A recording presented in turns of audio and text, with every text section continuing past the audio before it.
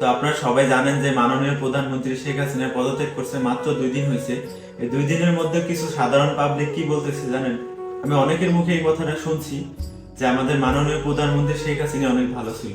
তবে এই কথাগুলো যারা বলতেছে তারা কিন্তু আসলে বিএনপি কে সাপোর্ট করতো, বিএনপি কে ভালোবাসতো।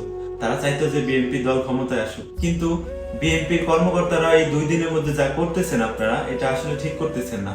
আমি আসলে ব্যক্তিগত জায়গা থেকে আমি কোনো দল করি না, ইভেন রাজনীতি সম্পর্কে আমার কোনো আইডিয়া নাই। তবে আমি বিএনপির লোকজনদেরকে কিছু কথা বলতে চাই। শেখ হাসিনা হয়তো পদত্যাগ করছে, এখন দল হয়তো আপনাদের ক্ষমতায় আছে, আপনাদের পাওয়ার আছে, কিন্তু আপনার সেই পাওয়ার দেখায় আওয়ামী লীগ সরকারের মতো। যখন আওয়ামী লীগ সরকার ক্ষমতায় ছিল তখন কিন্তু বিএনপির লোকজনের উপর অনেক অন্যায় অবিচার করা হয়েছে। তো আপনারা যদি সেই প্রতিশোধ নিতে চান তাহলে কিন্তু দেশে দ্বিতীয় যুদ্ধ লেগে যাবে। প্রধানমন্ত্রী শেখ হাসিনা যদি পদত্যাগ করার পরে আপনাদের কাছে যদি মনে হয় যে আমাদের দেশটা স্বাধীন হয়েছে, তাহলে স্বাধীন দেশে আপনারা এগুলা কি করতেছেন? এর বাড়িতে আগুন লাগাই দেওয়া হচ্ছে, ওই আওয়ামী লীগের নেতার বাড়িতে আগুন ধরায় দেওয়া হচ্ছে, এগুলা কেন ভাই? হয়তো আওয়ামী লীগ সরকার যখন ক্ষমতায় ছিল তখন আপনাদের উপর অনেক অন্যায় অবিচার করছে, তাই বলে তাদের উপর রাগ করে, তাদের উপর অভিমান করে যে আপনারা দেশের ক্ষতি করবেন, এটা আপনাদের কাছে আশা করি না আমরা সাধারণ পাবলিক যারা আছি।